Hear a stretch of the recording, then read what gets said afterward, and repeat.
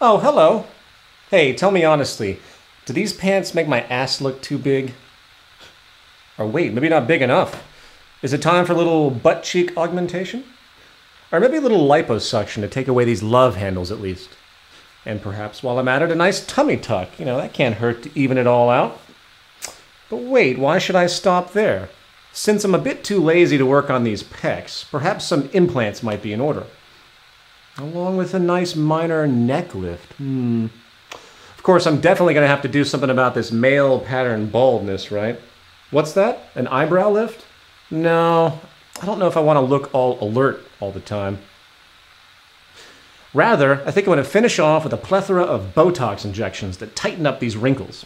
You know, Botox, that chemical neurotoxin that temporarily paralyzes your nerves for the illusion of youthfulness. Marshall McLuhan once said that the last thing a fish would ever notice in its habitat is the water. Likewise, the most obvious and powerful realities of our human culture seem to also be the most unrecognized. And it is only when we take pause, often at the risk of social alienation, to question the foundational principles and ideas to which our lives are oriented, does a dark truth about our supposed normality become more clear.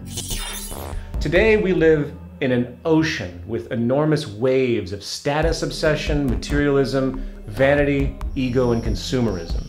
Our very lives have become defined not by our productive thoughts, social contributions, and goodwill, but by a superficial, delusional set of associations where the very fabric of our society now radiates with cheap romanticisms connected to vain competition, conspicuous consumption, and neurotic addictions, often related to physical beauty, status, and superficial wealth.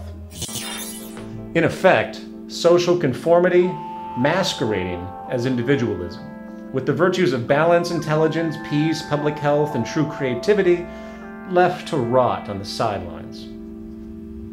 The cultural water we inhabit today runs deep with heavy pollution. It starts in our formative years, where to be smart and achieving is to be a nerd, a dweeb, or a geek, with social praise instead relegated to those of accepted appearance, wealth, and mindless brawn, reinforcing the idea that to think, know, and challenge is to be ridiculed, while to uphold the status quo, conform to the ideals imposed by society, is to be rewarded.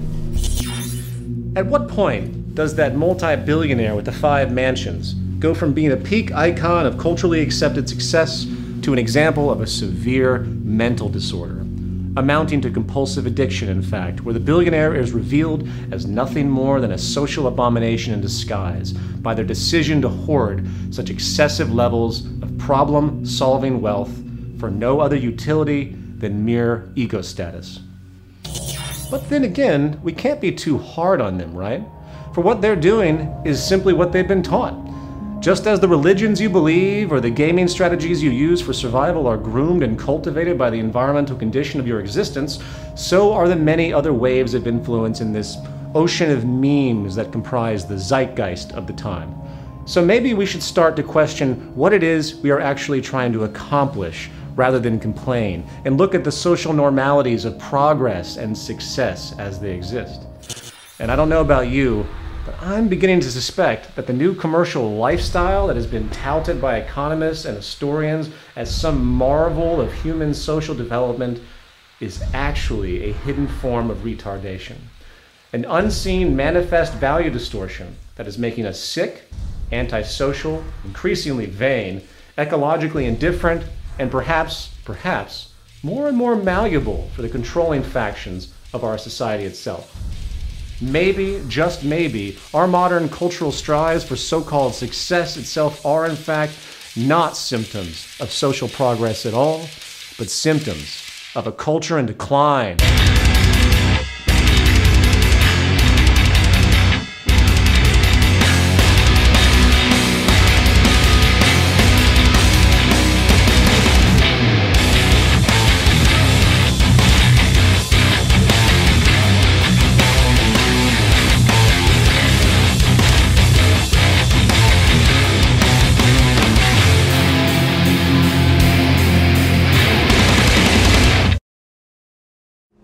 A new disease has struck America, rapidly moving across the world, a disease largely unknown in earlier periods and almost entirely unnoticed by those who carry it. A disease spread not by a physical virus or genetic predisposition, but through cultural memes, ideas which are in fact infecting minds, growing and mutating in various strains, inhibiting the mental well-being of many. It's called CVD, Consumption Vanity Disorder. It's a plague of modern society which not only pollutes the minds and values of those infected, it is also turning our world into a cesspool of mini-malls and self-image disorders, wasteful materialism, and belligerent social transgressions. So I've been working with these girls for a few years now. What many don't know about CVD is that many substrains or mutations have occurred. These women here suffer from HGS, or hot girl syndrome. So I see we have a few new faces here. Would anyone like to introduce themselves? I moved to Los Angeles a couple of years ago, and I started noticing weird changes happening to my body. Like my skirt started getting shorter and shorter, and I started spending more and more on cosmetics and heels and like cheap jewelry. And then the Botox injections started. And I just couldn't stop. My lips got more and more pouty. And by the second or third buttock augmentation, I was looping DVD reruns of America's Next Top Model and Extreme Makeover 24/7, dating one hot football star douchebag after the other. And the next thing I knew, I was on the cover of Vogue. It's okay, honey. I was on the cover of Vogue, too.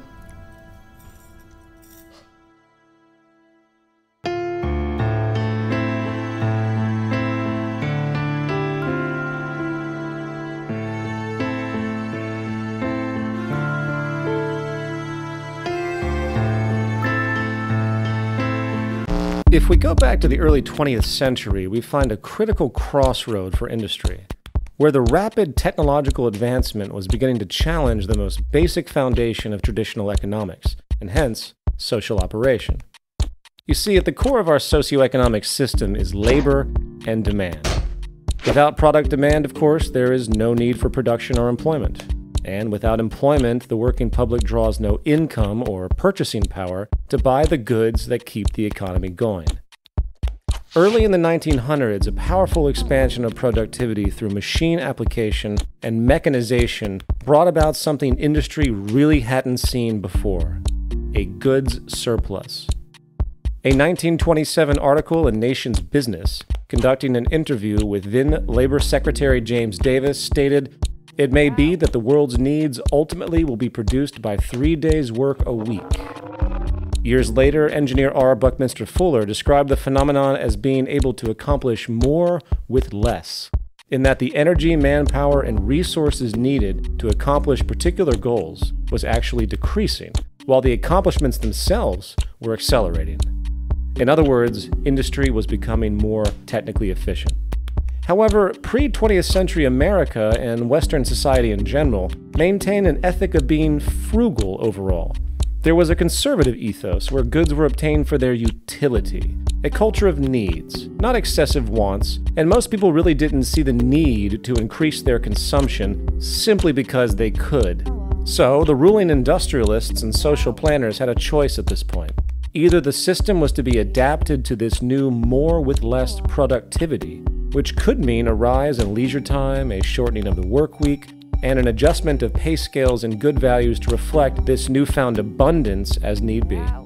Or something more dramatic had to happen.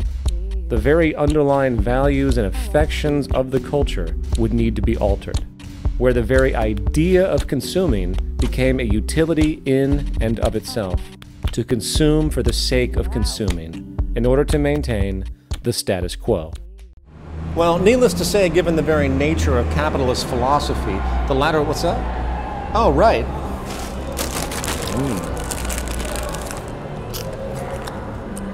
Well, Needless to say, given the very nature of capitalist philosophy, the latter idea was deemed to be the only rational option. The current ruling ethic of ever-increasing profit and gain by industry could not be compromised. So the alternative idea of working toward an abundance to meet human needs, enabling perhaps a level of personal freedom never before seen, maybe even flourishing a new period of enlightenment for human existence, was rapidly cock-blocked by the interests of the ownership class. And the world you see around you, full of ever-increasing bullshit, vanity, materialism, waste, debt-locked wage slaves, conflict, and impulsive, mindless consumption has been the result. The holiday shopping season got off to a violent start. A temporary Walmart worker was trampled to death by shoppers eager for post-Thanksgiving bargains. The mad dash into a Walmart store knocked shoppers to the ground near Grand Rapids, Michigan at 5 in the morning. Despite several people falling to the ground, shoppers charged ahead. Push one of my kids out, we'll stab one of you mother...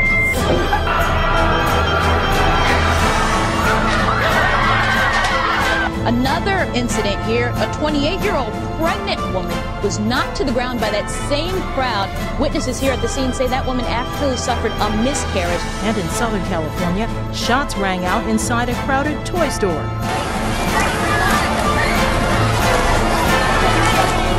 They say that a woman sprayed fellow shoppers. This actually happened with pepper spray. Meanwhile, those who knew Damore call his death senseless. They act like animals. Just to buy something for $5, say $5, they actually murdered this guy. How long have you been out here? I've been out here 3 days. In your own words, what brings you here? TVs. My kid wants the what they wanted an iPad, I believe, the Samsung. But what happened was that they don't sell on that half price. That's too bad. So, a lot of pushing and shoving happens in the stores. I remember seeing some stuff on the news. Have you ever had that experience before? Not on Black Friday at a music concert, but I know how it feels, so I'm prepared. So you're ready to push people back? Pretty much. What do you think of this kind of like impulsive sort of consumerism that gets really forceful sometimes? I don't know. I feel like it's going to be a lot of stress for everybody. Meet Eddie Bernays. He is considered the father of modern advertising. Most famous for turning the largely abhorred word propaganda into the fluffy, warm euphemism public relations, Bernays haphazardly took popular ideas from Freudian psychoanalysis and began to apply them to advertising campaigns. The idea was simple: link and exploit the very primitive social urges common to most humans, such as sexuality and status, to a product. Seems so much longer than last year. It is. Nearly 4 inches longer in some models. Oh! Goods were to become less relevant in their utility and more of a symbol representing one's identity or individualism, effectively turning mere wants into emotional needs. Bernays was a response to a growing call by industrial leaders to reprogram society and create a new consumer culture. Charles Kettering, director of General Motors in 1929, wrote of the need to keep the consumer dissatisfied. Wall Street banker Paul Mazur said, "We must shift America from a needs to a desires culture. People must be trained to desire, to want things even before the old have been entirely consumed. We must shape a new mentality in America." And it worked. Technological innovation in radio and television helped further this end by a saturation campaign throughout American society, which quickly spread across the world. Advertising no longer was about describing, say, the function of a good and its inherent integrity. It was now about social manipulation, creating inferiority, shame, guilt, and false problems that could only be resolved by submission to purchase. Over an 80-year lifespan, we watch 15.5 years of television on average. 15.5 years of having our brains liquefied and sodomized, zombified, and then glorifying products and nonsense. And that screws with us, because advertisements are assholes. They're assholes. Imagine if an advertisement were just a regular guy walking up to you on the street, just going, hey you, Hey, if you wore these jeans, then the hot girls would really do you. I mean like hot girls, not that ugly broad you call a girlfriend. And by the way, could you mention to her that she needs to lose a little weight and do something about her hair? And she could do it too if she would just use these diet pills and this hair gel. And by the way, both of you guys should probably be smoking these cigarettes and drinking this beer. Then you'd be really cool. Although your teeth are looking a little yellow, but we can fix that if you would just use this tooth whitening shit. And then the hot girls would really do you. And by the way, are you happy with your penis size? If you are, that's cool. A lot of guys are happy with fun size. Is that what you call that? Fun size? A lot of girls like that. I mean, I haven't met any, but I bet there are some. But if you change your mind, all you'd have to do is take a couple of these babies, and soon you would have to call up guys to help you carry your junk around like a train on a wedding dress. But how are you gonna call your junk carriers with that crappy phone you got there? You should be using this phone with the swipey bullshit technology that makes other people feel like they're better than you just by owning this phone. And they are better than you. Oh my God, all this stuff you need and don't have is making me anxious. Is it making you anxious? Is it? Are you anxious now? Are you? Well, then all you'd have to do is take a couple of these, and in 2 weeks' time, you would feel better than anything. Plus, bonus side effect, these pills also make your ass hair shiny and more manageable with extra bounce. Anyway, I gotta go, because your girlfriend just decided she looks pretty good in a vintage dress, and I gotta turn that around quick before she stops taking the Ambien Prozac cocktail I gave her, and then she'll stop shopping continuously in order to fill the void created by self-hatred, created by me. Would you hang out with that guy? You see, at the core of advertising is the exploitation of our deep social nature. It turns the empathic community identification into a weapon of external judgment and relative insecurity. In fact, some years back, a multi-year study where Western television was brought into a culture which had never experienced it before was conducted on the island of Fiji. By the end of the observation period, the effect of materialistic values and vanity took a powerful toll. A relevant percentage of young women, for example, who prior had embraced a style of healthy weight and full features, became obsessed with being thin. Eating disorders, which were virtually unheard of in this culture, began to spread, and women specifically were transformed. But let's return to our history lesson. This vanity, materialism, and obsessive consumption neuroses, as powerful as it is, was not quite enough to ensure the stability of the capitalist religion and the ongoing benefit to the ownership class priests. The engineering of consent through advertising aside, the technological age brought another nasty problem for business: increased product efficiency. Not only was production moving faster than traditional consumption, the actual quality of individual goods were increasing as well, due to scientific advancements in design, making needed repeat purchases increasingly less common. Well, this was no good. Remember, the core driver of labor, profit, and consumption, hence the core driver of our economy in general, is scarcity and inefficiency. In fact, the enemy of the market economy has always been competency, and the better and long-lasting a good is, the worse it is for industry. So the water broke and planned obsolescence was born. In 1932, industrialist Bernard London propagated a pamphlet entitled "Ending the Depression Through Planned Obsolescence," where the idea of universally making poor goods to generate more labor demand and growth seemed logical.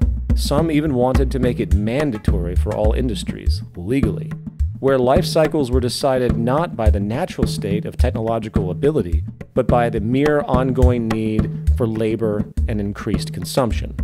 In fact, the most notable historical example of this period was the Phoebus light bulb cartel of the 1930s, where in a time where light bulbs were able to last up to about 25,000 hours, the cartel forced each company to restrict light bulb life to a mere 1,000 hours to assure repeat purchases. And in time, this eventually became the strategic approach for all industries. And if you were to sit down and compare the true efficiency possible today to what we're actually doing to keep this waste and deprivation machine going, you would puke in your soup at the lost possibilities. And the final component to note here relates to the problem of purchasing power itself. A fail-safe was needed to ensure monetary circulation and so-called growth, even if the purchasing parties didn't have it. Well, welcome to credit expansion. credit access has been, in reality, the core driver of economic growth in the West for a very long time. And a quick glance at the private and public debt today globally shows that it is not an anomaly for a person or country to live far beyond its financial means. It is indeed the set fashion. The amount of debt existing globally today far exceeds the entire global money supply itself, and it has been this borrowing from nowhere that has compensated for the inherent limits of employment and wages. However, as bothersome as all of this may seem with respect to ecological irresponsibility and cultural neuroses, the rabbit hole runs deeper. We often forget that the undercurrent for the last couple thousand years has been that some in our species are apparently more deserving than others, and the slavery, exploitation, and ensured deprivation of one group for the advantage of another was considered some law of nature. During feudalism of the Middle Ages, social divisions were clearly defined, with the king and his nobles and barons, etc., holding control of the legion of serfs who were essentially slaves in exchange for basic resources and moderate protection. A common theme during this period was that a genetic or religious superiority of the kings and his constituents gave them the right to dominate. However, as feudalism inched into state monopoly mercantilism and then into open market capitalism, the view of the average peasant laborer, or working class wage slave as they exist today, mutated to where whatever minor protections existed prior was removed to support a doctrine where if a person is not able to obtain work in the market economy, their right to life or mere existence is completely without security. Adam Smith, David Ricardo, and Thomas Malthus, and other pivotal figures of the dawn of modern capitalism make it very clear that the system they advocate is not for everyone.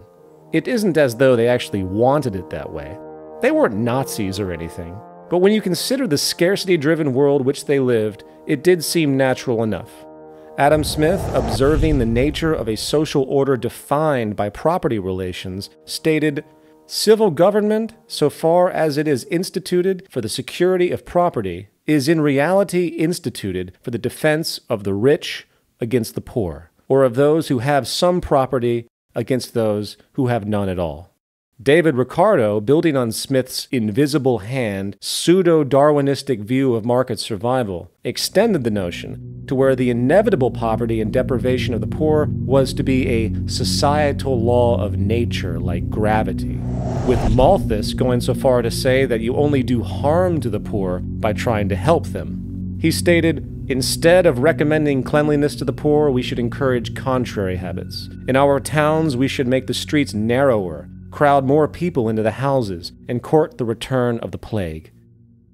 Of course, many hearing such rhetoric today naturally react in apprehension, not understanding the source of such cold perspectives. Again, if we went back to pre-industrial Europe and witnessed the vast imbalance, scarcity, and poverty, perhaps in fact due to population outpacing production capacity, your intuition might draw the conclusion that the carrying capacity of the land simply can't handle the current population. You might also then come up with some very convenient justifications as to why some are to live and prosper and some are to die and be deprived. Why some deserve a great deal of wealth and honor, and while others must be condemned to destitution and subsistence. So it is very easy to see how this classism has held strong, even though its counterparts of racism and sexism have slowly subsided in modern culture. Today, all economic schools of thought, from Keynesian to Austrian, support a will of the market theme, where your value is measured not by the fact that you exist as a human being, but by the place you hold or don't hold in the economic machine. Consider this quote by Ricardo. "By gradually contracting the sphere of the poor laws, by impressing on the poor the value of independence, by teaching them that they must not look to systematic or causal charity, but to their own exertions for support, that prudence and forethought are neither unnecessary nor unprofitable virtues, we shall by degrees approach a sounder and more healthful state." You see, the myth of this system is that people get what they work for, as though it's a level playing field, as though the competitive nature doesn't inherently breed corruption. Wrong! Oh, man. Bob, what's he doing here? So what kind of bullshit is Peter Joseph Stalin feeding you people this episode? Listen, man. Listen, people. What Captain Freedom Hater over here doesn't seem to understand is that the poor are fucking stupid. They're stupid and lazy, and they get what they deserve, all right? And I'm so sick of the nanny state coming in and taxing my hard-earned trust fund so these cretins can go and live it up with their lottery tickets and their malt liquor. Sorry, Bob. You all right? Put him back in his cage. Now, it is at this point you might be asking, what does any of this have to do with consumerism? Well, if you understand the traditional ethos of market capitalism and how it refuses to accept the possibility of taking care of everyone, coupled with the resulting delusion that those who do end up benefiting most must be smarter and more worthy of existence than others, as though it's some law of nature, the role of consumer culture today takes on a very different purpose. It exists as a powerful means of social control and maintaining the status quo of class division and subjugation. It helps perpetuate a trend that has been around for a long time, since the age of ordained kings who were destined to rule over and exploit the weak masses. You see, the individualistic material selfishness glorified today not only perfectly accentuates the classic economic values of Ricardo and Smith, it also reinforces modern neoliberalism, where the view of detached, independent, narrow self-interest and narcissism is held as deeply sacred, while any attempt at working towards a broad social consideration, working towards a community environment, is heretical. Simultaneously, it compounds class division, since the consumer culture has created an abstract sense of competition and status where to have more than others is equated to success. Suddenly, 1% of the population owning 40% of the planet's wealth is even more vindicated, along with how one can step over homeless people on the street and assume that they must be that way because of their own lack of initiative, laziness, or general inferiority. Modern consumer culture, the consumer vanity disease, ensures that the public remain distracted and at war with itself. It ensures that profits from these wasteful and unnecessary purchases, driven by emotional dissatisfaction, will continue to perpetuate and justify the wealthy elite. And it ensures that the poor and miserable of the world will be kept in their place, because guess what? It must be some law of nature. Final thoughts. Likely the most hijacked and delusional concept in the world today is that of freedom. In political poetics, historically, it went from a general interest to ensure quality of life and remove oppression, really, to a marketing gimmick to sell you things you don't need to ensure the integrity of an inherently elitist, corrupt political economy.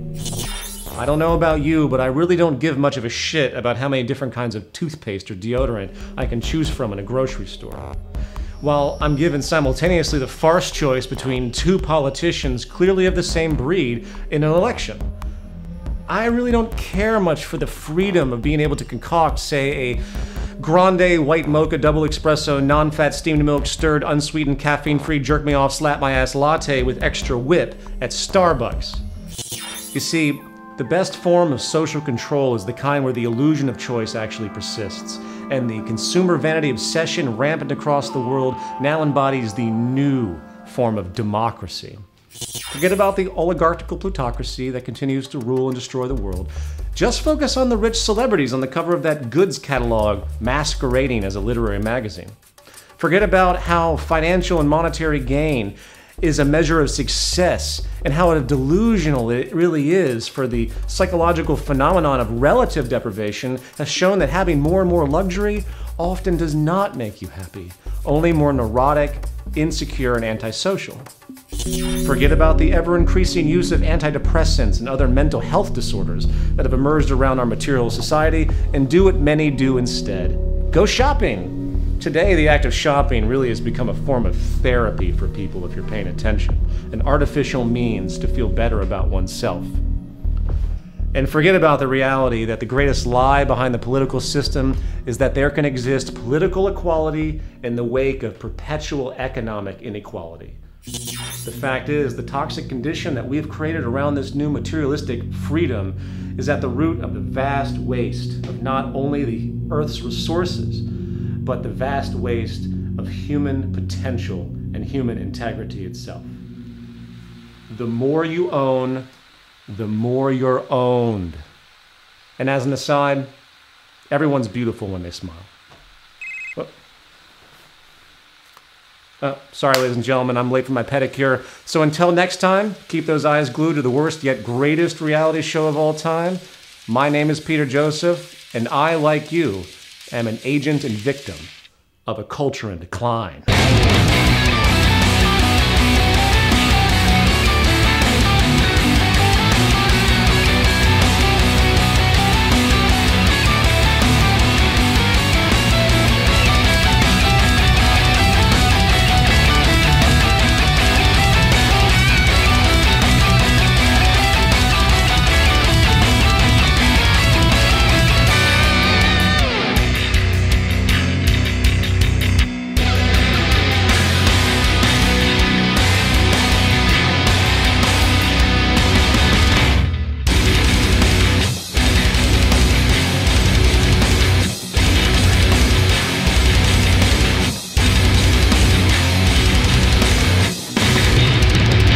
So given the trials you all experience in your day-to-day coping with this disease, how has it affected your livelihood? Why don't we start with you? What are you doing for work? Porn. Porn. Victoria's Secret model. Porn. Louis Vuitton model. Porn. Guest model. Porn. American Apparel model. Okay, porn.